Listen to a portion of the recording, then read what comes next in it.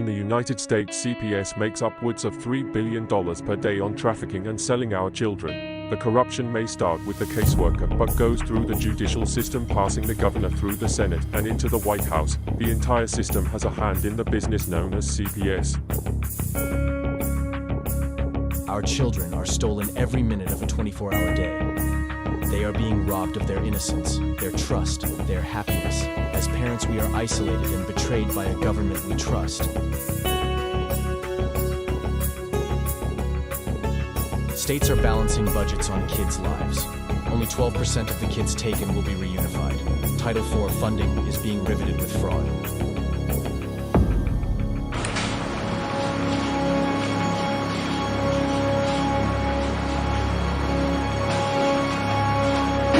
We need to stop CPS and abolish CPS.com is leading the way. Join us.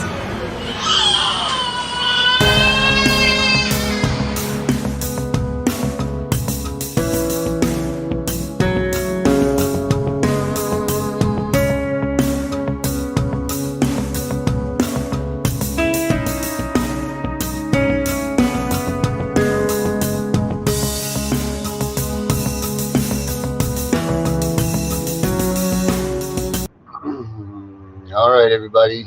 I want to welcome everybody back to. First of all, I want to apologize for that. For once, we were going to be on time, and I don't know what took place there, but we got foobarred there, so that took place there. So I apologize about that. But I want to welcome you all to CPS Victims Hunting Justice after our short little break there that we just had. As usual, like, share, do those things for us if you would, please. We're getting back at it here after that break. We just had to take a minute and reestablish what we were doing here. So I want to thank everybody that is with us, that stayed with us during that little break. What is going on here in this world? Is that we have a major election coming up here, and I don't understand. I don't know if many of you even know what the ramification is of this election, but it's pretty severe. First of all, none of us want to wait another 2 to 4 years before we can get any sort of anything done. If these politicians that get added in don't care about CPS, if they don't know about CPS, if they don't. If it's not even on their agenda. So be sure that you guys watch for who is coming up, who's in your area, who's running, who wants to stop CPS, who wants to get involved with them. Find out who these people are and how they are sitting on the CPS, the CPS feelings and such. It's an important thing, guys, because I know that everybody has bad taste in their mouths about the elections, and they think that they're all rigged, which, yes, they have had some things happen in the past, but we got to stand up and we got to beat that as Americans, right? We can't let what the actions of some in the past have done to us. We can't let that prevail. That all being said, we need to just make sure that we get our heads in the game for this election. Trump, I don't mean to say his name because I don't want to get into it. Well, I guess we have to. I guess there's no way around the politics of any of this. But that he had put in a provision right before his leaving of office. Right here, I was just reading about this, that says President Trump signs executive order to protect parents from CPS reform and foster care. All right, so people don't, this was never even brought out in the news. President Donald Trump, this was on June 25th of 2020. President Donald Trump signed an executive order Wednesday to reform the child welfare system in the United States.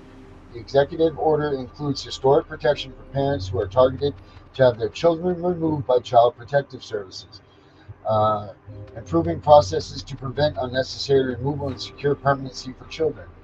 federal review for reasonable effort determinations and timeline requirements. So, see, Trump was doing things right when he got into office, like he had said, but that kind of got pushed by the wayside, didn't it, with all that other stuff. So, see, politicians are doing things, and big papas like Trump are too. So, guys, see what your politicians are doing, see what they can do for you, talk to them about your story, tell them about your case, but make sure whoever you vote for has, one way or the other, has some sort of mindset to tackle the CPS thing. That being said, I see Herbert's back here with us. Herbert, how are you, buddy? Good. How you doing? I'm all right. Other than that little blunder, I mean, there we go. We had a almost being on time start, and then I don't know, the graces of God or something. I have no idea what took place there, but that happened. So Where's Rosalind? I don't know. I don't see her here now, but it's me. Well, I tell you what, I had a difficult time getting in. The way you sent the invite this time was a lot different than the previous time. If you could send her the invite like you normally would, she'll come in. She's waiting. Well, the people are waiting too. So why don't you tell them what you've got for them about what you've learned this past weekend while we were away? I'll get Rosalind in here. Oh, well, the only thing I learned while we were away is that children need regular medical visits and treatments for injuries. Not seeking, medical treatments when necessary is considered neglect. And neglect's not a good thing with the medical staff because they immediately will get CPS involved. So that's why it's important that if a child has a serious injury or illness, you should really seek medical care for that child. Are you talking about like checkups and things like that they should be make sure? I'm talking about I'm talking about like a child falls off the bicycle, has a pretty bad injury. You're gonna patch it up. It's good to patch it up, but you might want to go in and still get it checked out anyway by urgent care or something like that, just to make sure it's okay. So it goes on the record that you went out of your way to try to look out for that child. So that's one of the things that CPS will come knock on your door, right? Because that's mandated. Not immediately. No, they won't come immediately, but it will be recorded with the. Okay, if that child who hurt themselves ends up in school, and the teacher wants to know, well, what happened? Oh, I fell off my bicycle. Then another time, the child fell off a staircase. Then that could be like flags to the school. Something's going on. I would hope the school would contact the parents and say, hey, what's going on with your child? I would hope so.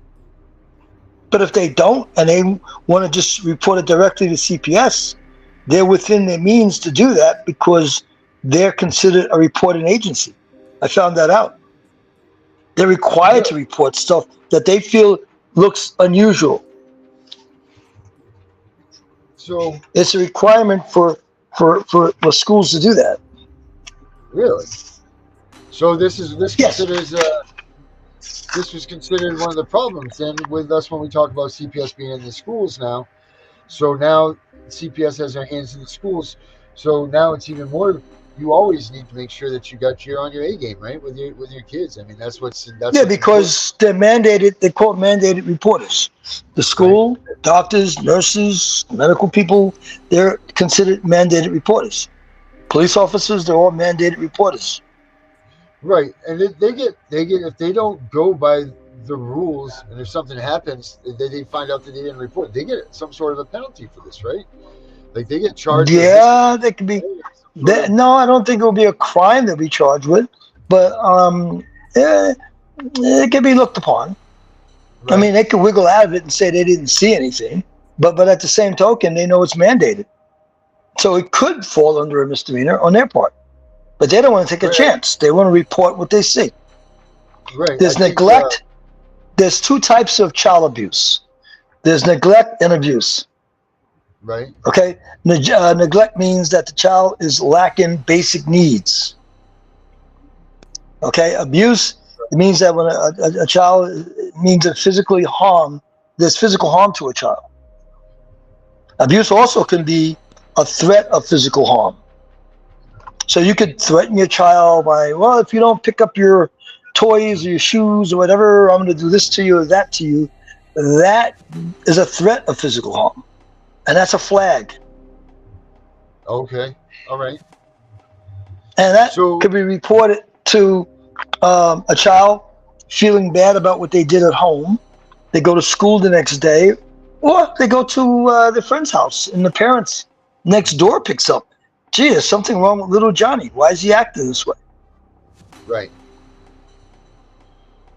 So I'm only spelling out a few things I've observed Right. about how So it's is there, off the radar. I don't have the answer to this, but I don't know if you do either. Um, but is there a number of, like, if mandated reporters call up on someone, is there a number of reports that Yes. finally Yeah. that No. Okay. okay? You're asking for statistics, or are you asking for a phone number? No, I don't want a phone number at all. But what I'm asking you is if how many You're reports by asking man? for you're asking for statistics. Yeah. Do you have any of those? I do not know. Okay. I mean, I'm just wondering if there's so many reports, if so many people get so many calls in on them, if, like 5 of them gets them a phone call or something along those lines. I don't know that either. We'll have to look into that, see what we can come up with for that. I mean, obviously 1's too many, but 5's enough that if you're on their radar, they should be coming. But I mean, they must have a sweet spot number that they're like, okay, these people are, well, I don't even know if that's true or not because mine was one phone call by, uh, you know, by a complete stranger, and I don't All know. you need is one phone call. Right. But with the one phone call, there may be numerous follow-ups with CPS because now you're in the system. Now Right. you're on their radar. Yep. And we all know once you're on their radar, it becomes next to impossible to get them off. All right. We got That's where you Roz come in. back here. Yes, that is where I come in. But hey, Herbert, we got Roz with us. We got Mandy with us. Let's see. We'll bring in Roz first. Roz, how are we, dear? Hey, Hey, sorry about that little hiccup. They threw us off the air. Someone threw us off the air. It wasn't me, but we're here now, and that's all that matters. But Roz, your role in all of this, in this whole world of CPS. I mean, what do you consider yourself in this role of in the fight against CPS? Like, what do you when you want to tell people what you do or how you do it? What is it that you consider that you are, or are you? You know what I mean? Like, where are you with this? Like, what is your meat and potatoes for this thing, this fight? I call myself a family advocate, Okay. not a parents advocate, a family advocate. Okay. What's the difference between a family and the parents? I work basically with the parents, but I have no problem working with older children that Okay. can get to me. Yeah. I Oh. see. Is it Huh. is that You know, role something? teenagers What's that, have Ross? teenagers have enough social media that I've had teenagers in foster care find me. Really? Is that becoming a common thing that these kids when they're turning 18 are coming out and trying to find their parents? I have had several return. How? I mean, is it? I mean, obviously because we have social media now, it's becoming a thing, and it's not that hard as long as the child remembers their name. I mean, they're going to be able to find you, right? Like that's pretty much the way it's Right. going to be. I advise parents who have gone through TPR. I have parents call me past TPR that they want to do something, and really at that point, there's not much to do. So I advise them to stay up on social media, whatever the newest thing that the kids are doing. Yeah. Okay. I mean, when I started this, it was MySpace. Okay. Right. Um, That's dial-up days, Ross. That's still when you had and I tell them stay up on it. Right now, I tell them make sure they're on Snapchat because Snapchat seems to be the thing. I think there's something called Discord too Oh yeah, that Discord. Those ones, yeah. that the kids use. Get on them under the name your children would know you as, because you could remarry, especially us women. Remarry, change our names. Don't do it on Right. social media. Stay the name that the kids know you by. If you have a nickname that the kids know that, like I have a brother that we call Bud. Um, get on that. Make sure Okay. that name's on there so the kids can find you. Where's Right. the first It's place you start looking for your old classmates? Facebook. right. Right. I mean, and who knows what's going to come now. I'm going to actually look that up and see what I know that there's a couple of websites out there that are dedicated. I know that we do it on abolishcps.com, but I know that there's some other websites that are out there that are just for kids finding, their families if they were put into the system. And I mean, what does that say to you really about this whole mess that we're in? Like, what does that say to you that kids are waiting for the point that they can find their parents and come back? I mean, that says that there's something wrong with our system, right? Like these parents are Yeah, aching. yeah. Um, I've had kids just knock on their parents' door and show up. Wow, I would have shocked Uh, that. You know? I know of a family of 6 children. Um, one of them was killed in a car accident. The remaining 4 boys have all made contact with their their original parents. The girl has been fed false memories. Oh, So that's, she's not ever going to speak to them. well, But the boys have all come back. Matter of fact, one of the boys is having trouble with his adoptive mom having guardianship over him and not allowing him when he's capable of living on his own. She controls all of his money. She, it's pretty bad. well, So I've been trying to help him get out from under her totally. that's one of the things that I wanted to talk about with you about this. That's got to be a pretty common thing for these kids that are coming out of foster care because they're not given these life lessons and all of these things that they should have been given. Like if you were in with your regular family, things that would have been just second nature to teach you, like teaching your kid bank skills and all of these life lessons that I bet you that these foster kids are a lot of times neglected of getting because they're not these people's real kids, so they don't concern themselves as much with these situations as they would if Well, it's their kids own. that get that in that last case, kids were actually adopted out, um, and they came back. Uh, when they age out of foster care, they do tend to be lost unless they are given life skills. They do have them here where they put the kids through classes, but still, with no family to back them, they um, they can lose their way. Also, I know here in Ohio, you can stay in foster care till you graduate college. Oh, wow.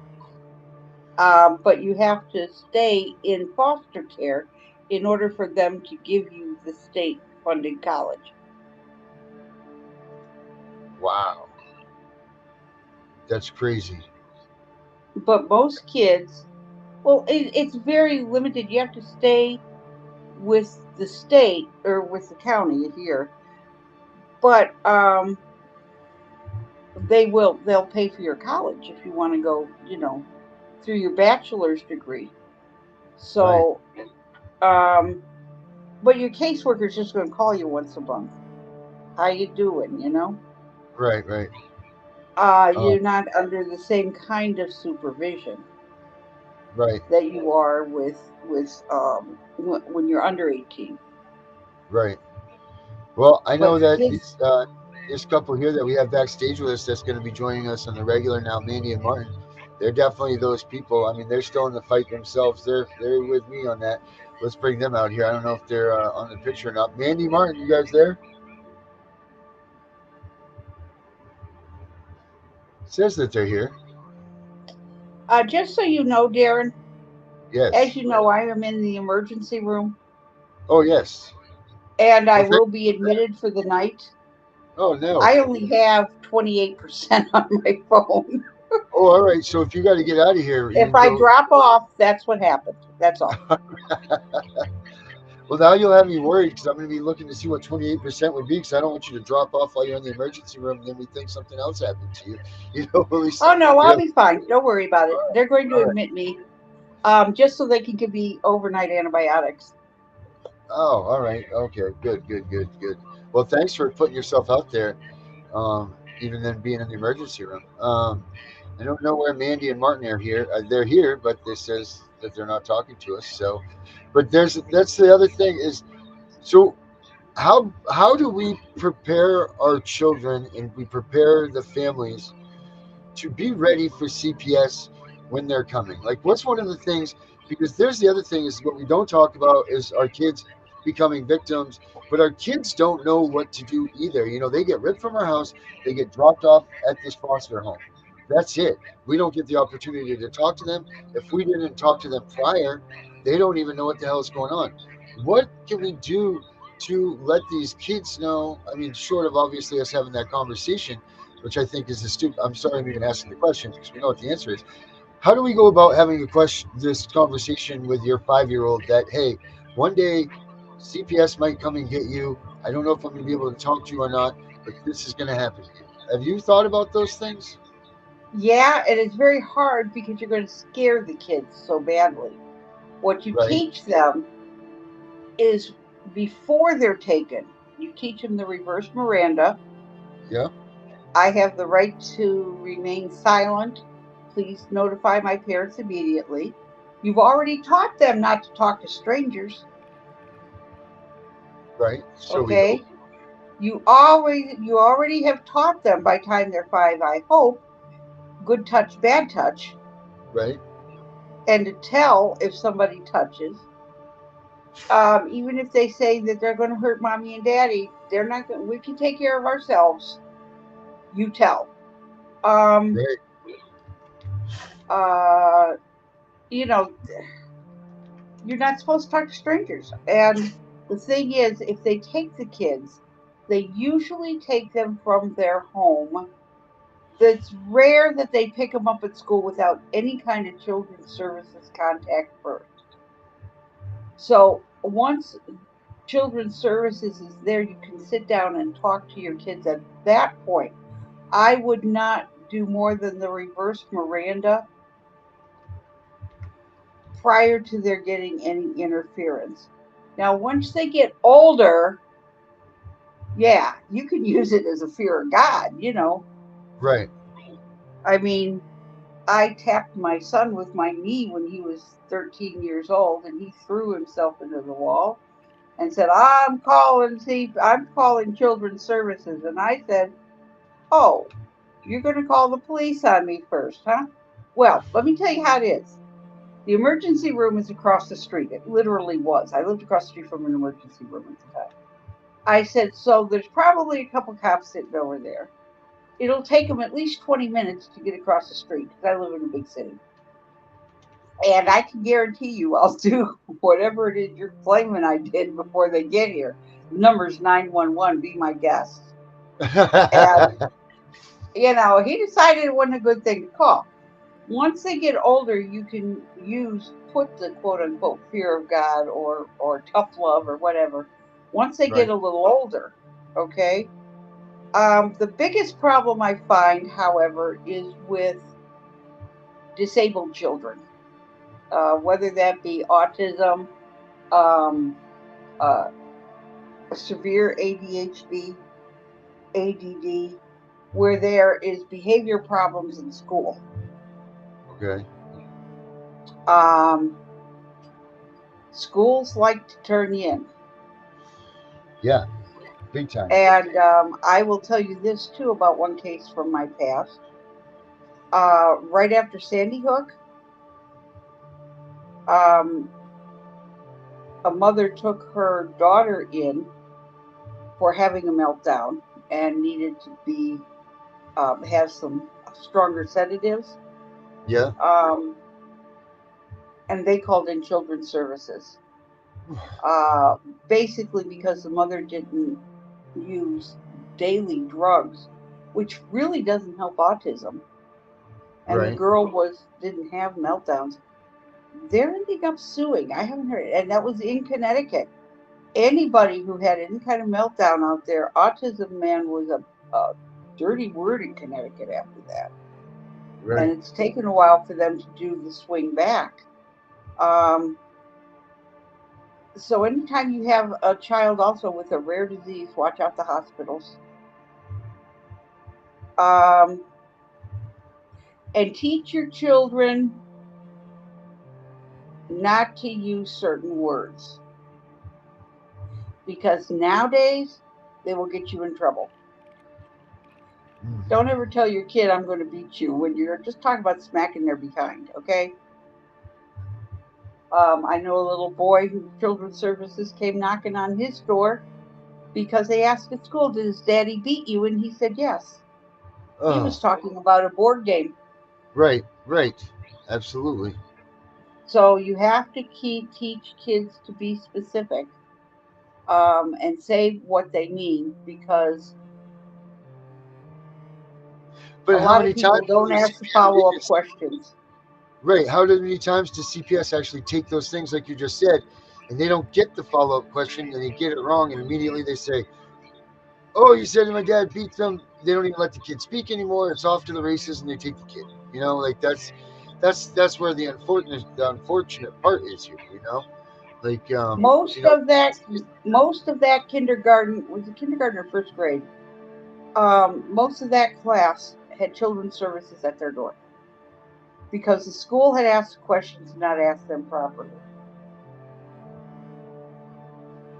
Wow. It's just okay. Watch your schools. Yeah. Okay. Absolutely. These teachers are turning in parents for stupid stuff. Between the medical profession and the teaching profession, we get more false claims. Yeah. Because of the fact that they just don't, their licenses are on the line, yes. Right. Their responsibility in these matters, it's a very scary thing, and I don't blame them for that. But on the same hand, again, this is where we go back to that discrepancies in words. Like the teacher, has to do this because I'm pretty sure, if I remember correctly, that one of the nurses that was on here at one point in time, or the doctors, had said that if they don't report properly, they could be up for a misdemeanor charge, or if they falsely report, that they can be charged. So they're really like in this little stuck. Well, what it is they have to use some common sense. A kid comes in with a broken arm, and he has road rash on his leg, and he says he fell off his bike. Guess what? Right. He fell off his bike. Yep. Okay? Yeah. Now, you have the same child coming in with all kinds of injuries. Then you have something to maybe worry about because of the pattern. But teachers going overboard. The child comes to school, kindergartner comes to school with what looks like fingerprint bruises on his upper arm. Doesn't bother asking any questions, just call CPS. Well, it just so happens that the little guy started to run out in front of a car, and Dad grabbed him. Right. So, yeah, he has fingerprint bruises on his upper arm, and he's alive. Right. That's a big part, too. They have to listen. They have to follow through. I had one little kid who developed a problem with his pancreas. Oh, no. And one of the ways that this happens is a blow to the stomach. Oh, my gosh. Well, the kid had no sign on the outside of his body that there was a blow to his stomach. Right. But they ended up in children's services because they just had to have had, and that was a hospital social worker. who went through that one. I was just thinking of another one where the kids, shaken baby syndrome. Ooh. They like to show that one, Oh but my, well, rightfully so, though. Rightfully so. You can't shake your baby. I want to know. Okay, take a teddy bear and shake it without it falling out of your hands. You're going to squeeze pretty hard, I mean, that would hurt a right? little. Right. If you're going to That's what hold the baby hard enough to shake it to do damage, you're going to leave finger bruises. Right. You're going to have some sort of marks on it. Correct. Right, right. You can't do it otherwise. You're going to drop it. Yeah, you You can't. You know? can't do that at all. No, absolutely not. Hey, Mandy, we got you here live with us. How are you? Hey guys, can you hear me? We can hear you Sure good. Yes. can. Andy, Roz, Hey, Mandy. Roz, hi. I've Hi. heard a lot about you. Can you hear me? Well, Yep, yeah, we I can can hear hear you. Don't know how much of it you need to believe. Uh, you. It's mostly good, Roz. Mostly good. I get it. I get it. So we were just depends on who talking you about. talk to. Yeah, You're right. right. Besides the tracks you're on, right? We were just talking about what can be done for preventative maintenance for kids. Like what do you? The question is how do you prepare your child for the fact that one day CPS may come in and take them away, and what do you do to kind of get them on track to know? Because like they come in, they take your kid, they're gone. They don't never again to be seen or heard. So like we were talking about, there's Facebook, like Roz was saying, she put herself out on the MySpace, back then, and all of that's not she put herself out there, but meaning like she had shown how long ago it was when she was dealing with this stuff.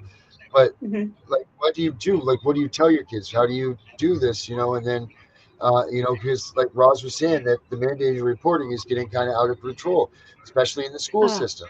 And what we were just talking about there was the shaking baby syndrome. That's what we were talking about, like with that.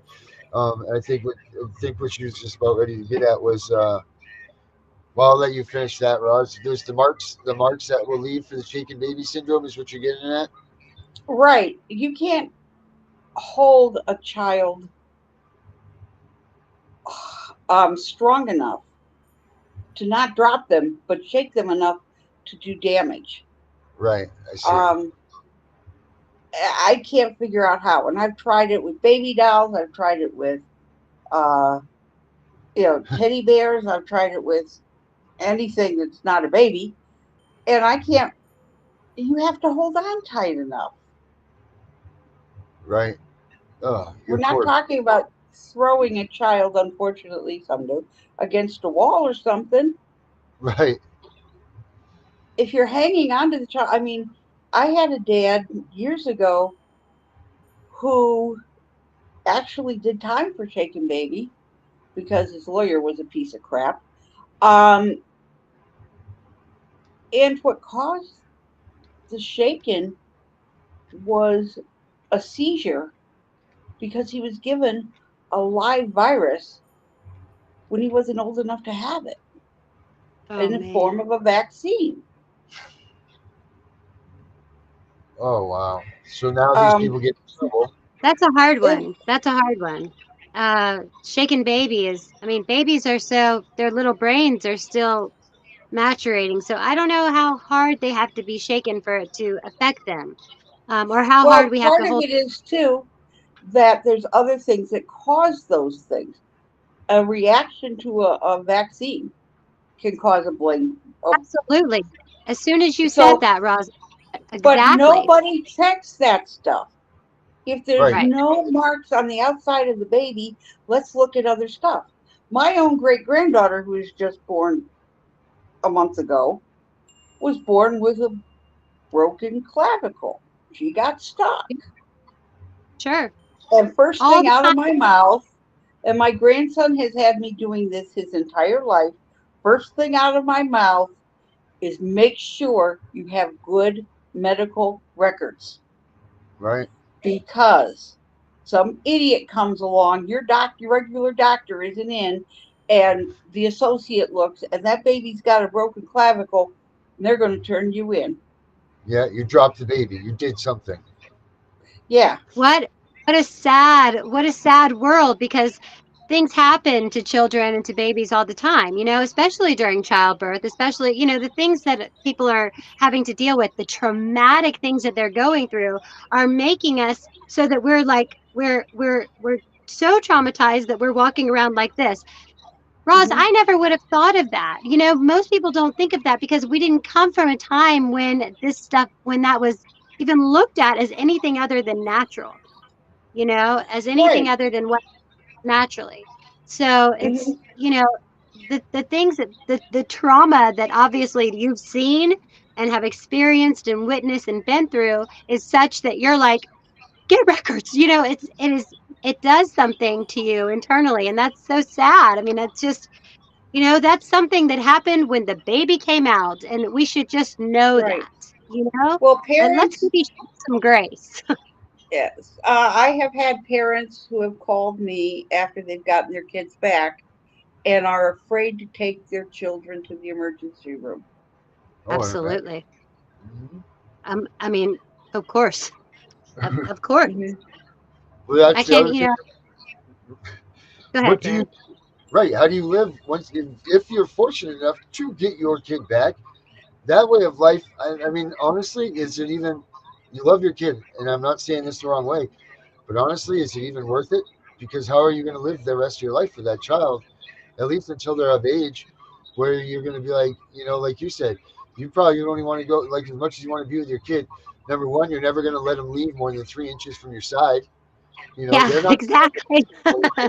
Like you're never going to bring That's it. a very valid, Right. valid question and concern, because that's what happens. What do people do after? And the trauma, like the therapy you'd have to go to. When you asked me when I first came on, you said, Mandy, how do you prepare your child? How do you prepare your child, in the future when they're faced with maybe getting CPS called on them?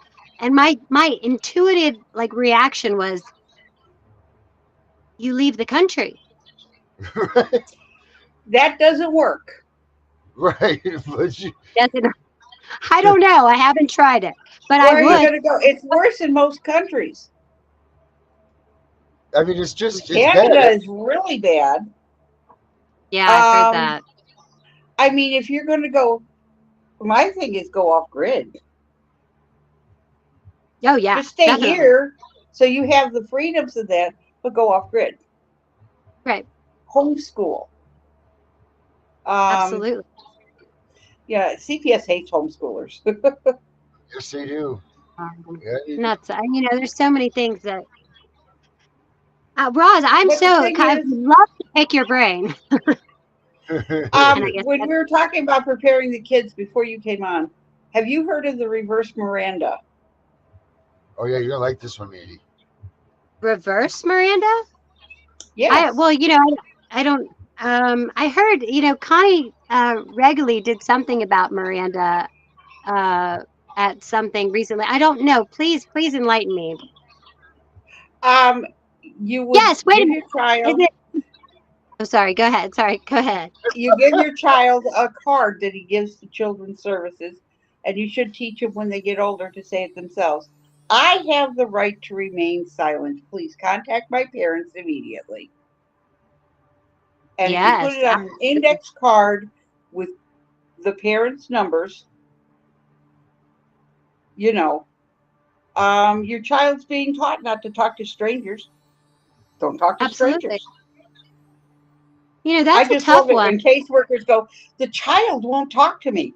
And I look at him and I go, well, duh, stranger danger? That child doesn't, but I'm safe. You're a stranger. Okay? And not, that's right. And kids are so intuitive. That's a great point. I don't think that kids would naturally talk to a social worker because of the intent, and kids are Mm-hmm. so, I mean, kids know. And until Oh, they're pushed to a situation where they don't, right? Until they're uncomfortable, Right. made to be. Okay, let me chime in on that real quick. Kids are taught not to talk to strangers. That's correct.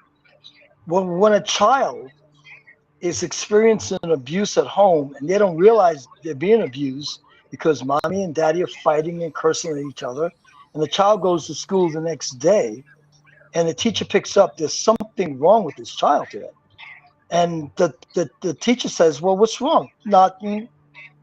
No, there's something wrong. You're not acting the same like you did yesterday. Nothing. A teacher's not a stranger. No, not the teacher. The teacher's trying to find out what's wrong with the child. The child has been mentally abused the night before by his parents. So the teacher is trying to find out what's going on because the child trusts the teacher. Then once the child tells the teacher about the fighting and the cursing and everything going on with the parents, they're mandated to report that. It's a mandate. Doctors, medical staff. I have not ever education. heard of a mandate for arguing. Let's learn to use the proper term. No, we're not talking about a mandate for arguing. We're talking about a mandate that education has to report that. Exactly. But Herbert, Now, what I'm saying once they is report you that, did not say anybody put hands on each other. Okay? Doesn't make a difference. Yelling and Doesn't have to be screaming. hands-on. It's called mental abuse. Here's your example. They didn't touch the kid. They didn't touch the You kid. better know I'm a survivor of domestic violence. We're talking. Listen. I understand that that's the case, but I do not see that as a mandated reported item. I just don't. They will do that. The teacher, the principal. Yes. So let's talk about what they will do, not what you and I see as reportable or not. They will report that. Now, guess what you did? Now you made yourself a target for CPS. Yeah, you did. That's my point. Yeah, you did. My whole point is to avoid making yourself a target for CPS. So if you're going to argue and fight and fuss, don't do it in front of the children. Send the kids to grandma's. That's true. Go outside. Go outside in the car and argue inside the car in the garage, but don't do it in front of the children because they take it as it's their fault. They think it's their fault. Children are very sensitive that way, and parents don't realize that. And now, once you become a target, oh boy, all you need is that knock at the door saying, hey, we got this information. We're just checking to see if everything's okay. They're always going to be checking out. And the other thing is, after a few times they've been called, their thing is where there's smoke, there's fire. Of course. Yeah. That's their game. We've had to come out because of this and this and this, all different things. But there's something definitely not right here. So we're going to take the kids and do a complete total investigation. We're going to crawl in your attic and your basement, and we're figuratively speaking under your car. They're going to do everything. And the whole thing is, I wish parents would learn to ask caseworkers for their fishing license. For their what? What did you say? You wish parents would ask for their fishing license. Okay. That's a great one. That's so true. Or, I wish parents would know or would ask, do I have rights? That was a funny joke, Ross. But I mean, it is it's sad because these kids or these parents and these kids are completely oblivious, and the kids who are the social workers, because all of us are kids who are going into this, these kids are coming in and I think they go afraid because there's a lot of pressure. They're not necessarily, I'm coming at it from all points of view because that's how I'm choosing to do things today, because I don't want to sit here and blame, although I mean I do, but I'll say that they come in afraid, and so I think that it's It's acting on ignorance and arrogance. They're given a lot of power, and they don't necessarily know how to decipher between what is and what is not abuse or a sketchy situation. Because if we're all real here, um, I mean, my parents fought in front of me. My parents, not like I mean, not they fought with fists, but I heard them argue, and therefore I am able to be around arguments. I mean, it makes us human. It makes us be able to handle other people. We don't want to be so sheltered that we don't know how to deal with things. I think Mm-hmm. that it's just such a very touchy situation, and social workers, because they're ignorant and arrogant because they have so much power yet they don't know enough, for the most part, come in and they overcompensate. They think, oh my gosh, this could be this, so I'm going to go ahead and take your kids, even if I have to exaggerate the truth, even if I have Mm-hmm. to, give it the worst case scenario. And so Um, yeah, they're given too much power with too little education. You have Well, a 23-year-old never changed a diaper telling you how to handle your 10-year-old son with ADHD. right. exactly. And if he didn't have ADHD then, he does after the social worker gets him. After the breakup and everything else that they're going to give them. What's that? I said after they Okay, drug guys, him. I Yeah. am Well, almost out of juice. I'm going all to right, hang up be so I well. can save it so I can call home and have them bring me a charger. There you go. All right, Roz. Well, thank you for coming in tonight. See, Nice to meet you. this is what I I look got. forward. See you tomorrow, Bye, Roz. Roz. So, Darren, on that note, if you want to bring in Martin, Martin Yeah, is where's finally Martin? he's I free enough understand. too.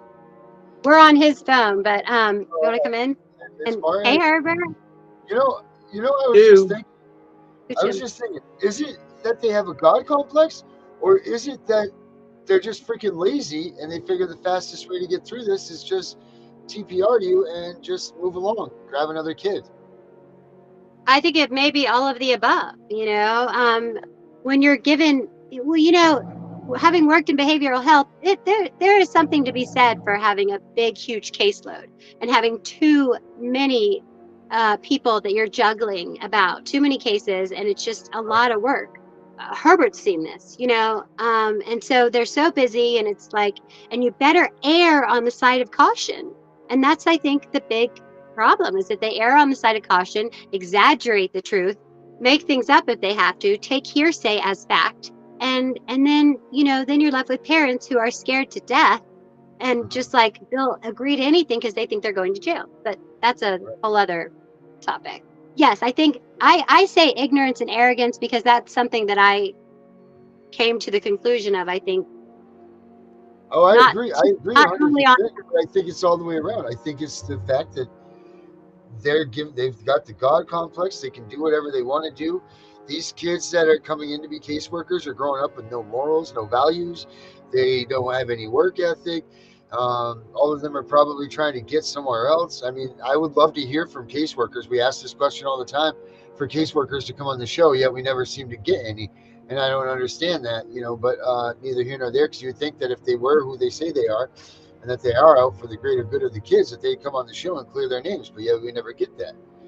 What Um, I've come to learn is that a lot of caseworkers are, if they come in with child welfare, they're young enough to where they stay on long enough to see the things that happen in the system, and it eats away at their integrity and their moral right. values, or they don't have children, they don't really, they just haven't lived enough life to know what's really going on, and that's not their fault. That is we have a system that is broken. We have a system that needs repair or needs wiping out and starting over. Right, But because you figure this, okay, caseworker 15, 20 years ago, Herbert, right? There, Yes. your wife, the caseworker that's 20 years ago, already has a family. you know, like people were having children at 19 and 20 years old. So when they were coming into the caseworker industry, they did have kids, they did have their own families, and maybe this was part of the role. This is why you didn't see as much of this happening either, because it was young mothers coming in and doing this. So they weren't going to just come in and take people's children. You know, nowadays you have people being professional. They want to wait till they're 35 and 40. You know, 40 is the new 20. You know, babies, you know, to have babies and stuff. But Herbert, how old was everybody when you were growing up? When did everybody have their first baby? Oh my. I would say between late teens and early 20s. Yeah. Yeah. Well, don't forget that times were different as far as regulations. It was a lot more difficult to take a child before 2000 than it is now. It was a lot more difficult. Much more strenuous. The taking of the child didn't really start taking place until I think the 90s, the late 80s and 90s. The late 90s in 2000. The war on started. drugs. No, not the late 90s. I said the late 1980s and early 90s. Okay, yeah, okay. But it was much more difficult the war on to drugs take it. Infringing the rights of the American family. That's what the war on drugs is all about. Right, and so now that's where it begins. It's the war on drugs. Ronald Reagan opened up the house to the kids telling you that your parents are doing drugs, to the parents going to the schools reporting about their parents. And it's all the wash. That's from Ronald Reagan, the Family Act. That's also when Amelia Gonzalez got taken to his house. And it's just, that's where it is. That 5-year period, that's it. That's it. It's the Family Act, the one that Clinton put in place. And so with that, I think that the social work, there's been way heavy turnover. So women, social workers are in the office that people get in there and they see what's happening now. And they're like, I didn't sign up for this. And they leave. So I don't know many people who had one social worker the entire time that they were in a case with this. So there's just a lot of turnover. People they can't stomach doing the work that they're asked to do, being incentivized by money. Well, is it that, or they just don't want to work that hard? Like that's the other thing. Like, come on, what's a work week to everybody now? 35 hours? I'm sure that plays a part, but there are some really good social workers in the world. People come into this because they come in because they feel from their heart they want to do it. They want to. They leave 3 months later because they realize that that's not what happens here. That's right. That's right. That's exactly right. Finding retired caseworkers like finding a retired CIA person. You don't find either one of them. Like that's true. They're all whistleblowers, right? Right. So, that's just it. Martin, what's your thoughts on all this? I'm going to drag you right in here by the boots, Martin. What do you think about all this nonsense? My thoughts are... I was about to fall asleep. No, I'm just kidding. I'm not kidding. I'm so tired. Social workers, they are certainly not overworked. As far as their payload and what they're assigned, I've yet to ever see a social worker that was just exhausted from such a hard day at work, or or they have so much paperwork to do that they just can't handle it, and somebody's going to get neglected if they don't finish writing a big long report that they have to do. They manage to, they've got everything cookie cuttered out for them to, it's just when people say that they have, they're overworked and that's baloney. They're not overworked. They just, they care about whatever they care about. Okay, what state are you in? Florida. Okay, that's Florida. We got 49 other states, and some of those other states may say different. About them in general. He started out in New York and in New Jersey. I'm talking about New York, New Jersey. I'm talking about Arizona. They're over. What's I agree with you. And they're still looking for employees. What's the standard for a caseworker? What is overwork? in their guidelines. These are something we got to look up. What is an overworked caseworker? How many cases? One, Well, I two? think that they come on. I think that when they're employed, they come on. I'm Or just saying, Herbert, I agree with you. I think that it's people not overworked that the reason that they're doing a bad job. They're doing a bad job because they're doing a bad job. Not Correct. because of 100%. Yeah, If you're I overworked, think that means that you buckle down, you grab a hold of your britches, you get in there, you do your shit, you go home. Right? They Herbert, do if you're overworked as a cop, you don't sit there and bitch and moan and complain. You go out on the beat, you have to up the ante and do what you got to do, right? That's it. Yeah. They need to do the same That's thing. correct.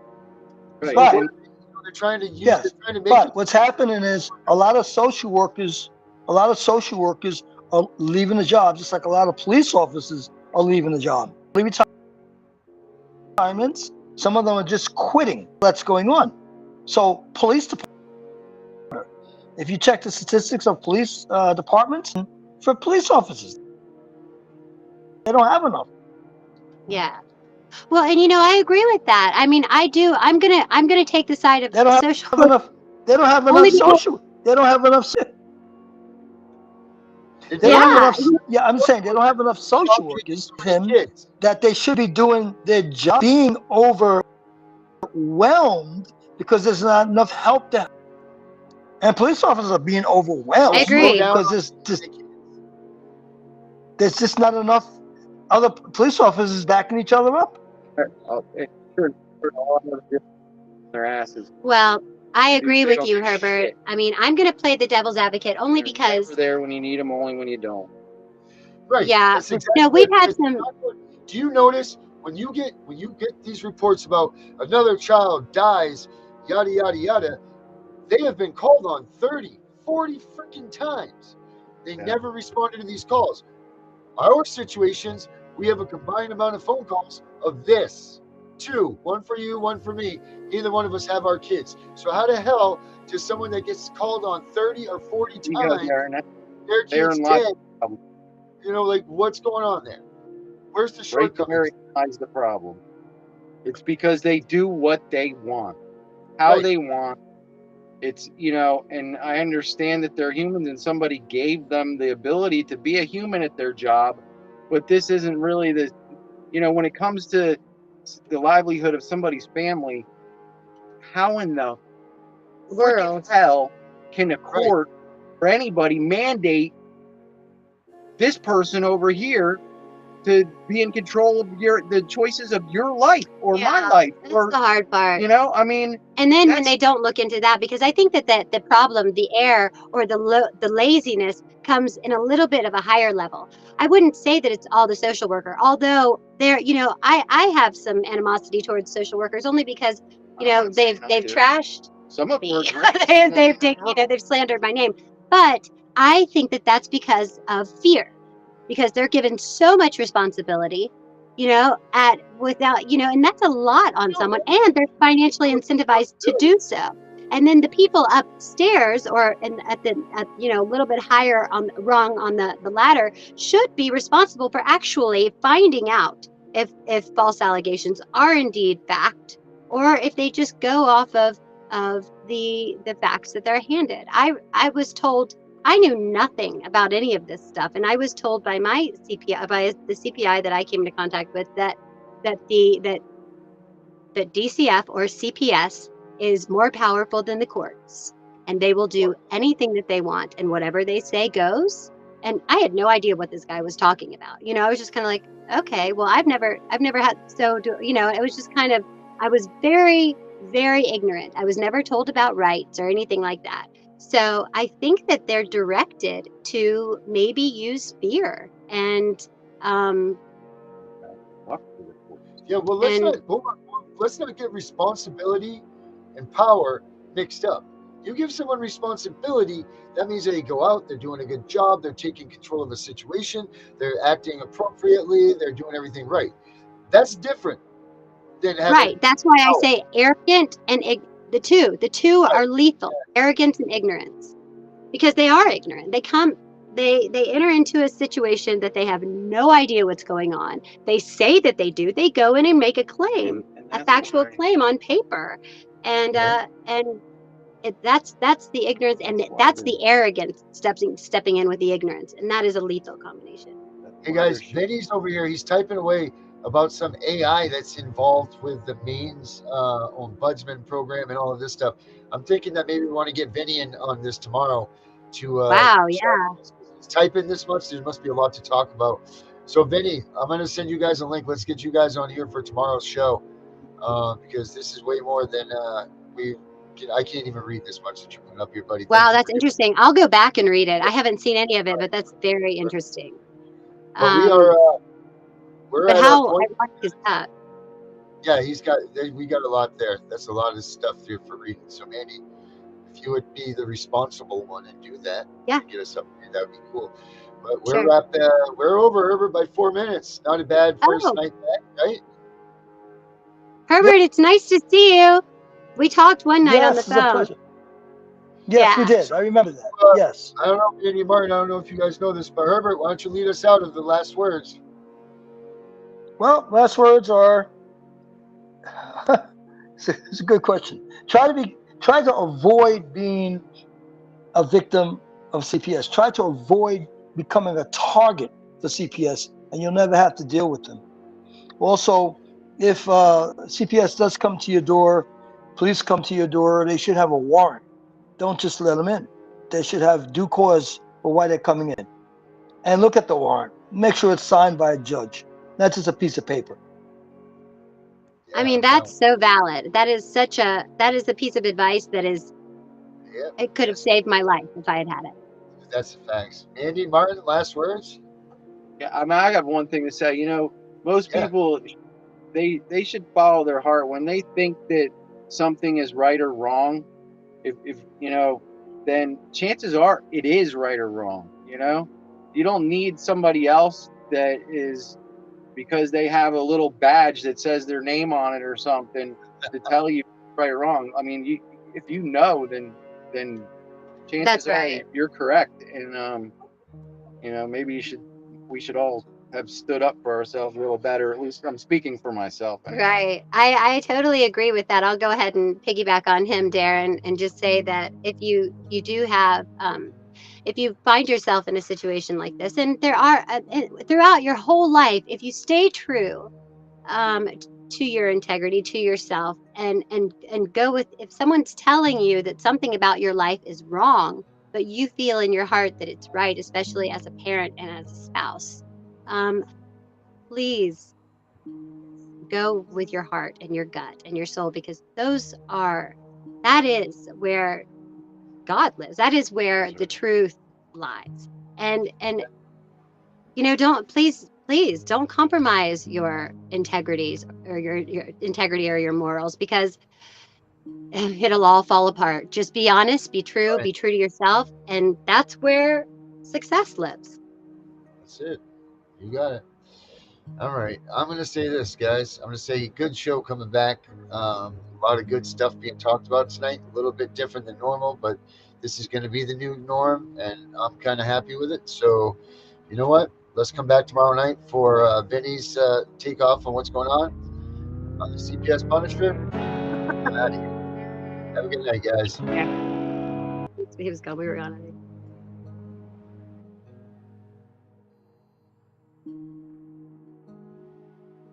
Crazy, baby, chill. Don't medicate, just meditate. You waking up now, well, baby, you hella late. Educate, look at what's going on, let it resonate, accelerate. Find your inner hunger like you never ate. Agenda is to push the hate, separate and segregate. Don't celebrate quite yet, the storm is coming, Q, for heaven's sake. Violence that they demonstrate, instigate and penetrate. The values of our country and our God is what they desecrate. My fighters ain't no featherweight, pulling out the seams of the fabric that they fabricate. They feed us lies, manipulate, intimidate through fear and force, forcing us to sit and wait till we come together, congregate, and then we liberate. Praying that you give me strength to find some love amongst the hate. Marching on these streets of blood till I see the golden gates. Troubadour and troubled souls, one of God's servants.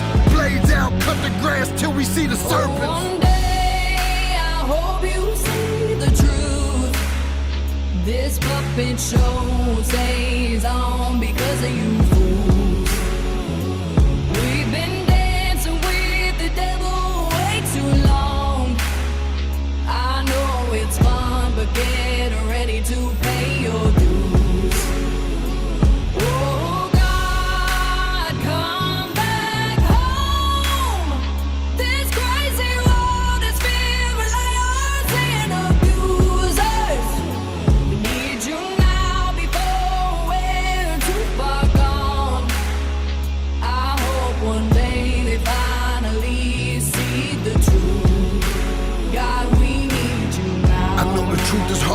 or just digest it. Suspected something's going on, but chose to just neglect it. Deflected by some breaking news, oh, we just accept it. Expected just to fall in line and follow their perspective. Don't question their objective, but I got a lot of questions. How these kids molested, but nobody's been arrested. Read it in the testament, these children are protected. So I'm fighting all these terrorists, both foreign and domestic. Refuse to be directed, blind not a sheep. Only kneel to my God, so I'm dying on my feet. Silence when we speak, but there's violence in the street. I've been rolling with the punches, I can't take it on the cheap. Drink from a glass half full, I'm optimistic. People are sadistic, so vicious and malicious. Praying for assistance to overcome opposition, or I'm gonna start resisting and then I'll pray for forgiveness. One day I hope you see the truth. This puppet show stays on because of you fools. We've been dancing with the devil way too long. I know it's fun, but get ready to pay your dues. Oh God, come back home. This crazy world is filled with liars and abusers. We need you now before we're too far gone. I hope one day they finally see the truth. God, we need you now. We need you now. We need you now. We need you now.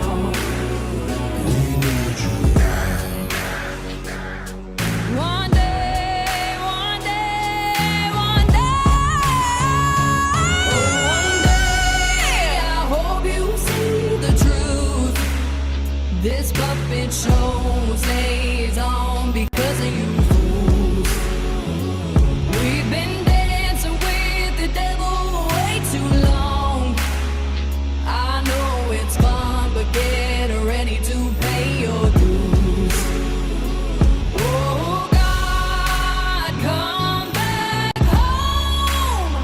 This crazy world is filled with liars and abusers.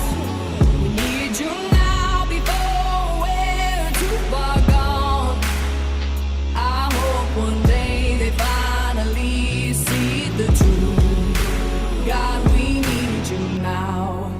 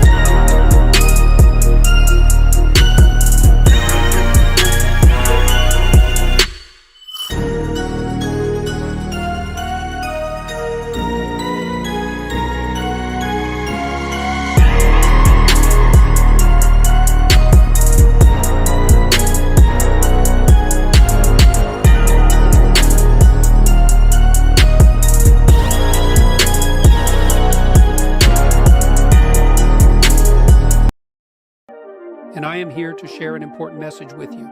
Remember, every minute in the USA, a child is taken by CPS. Watch CPS Victims Hunting Justice every Monday through Friday at 9:30 p.m. Eastern Time to learn about the destruction of families. Join us on this journey as we shine a light on the struggles and seek justice for those affected by CPS intervention.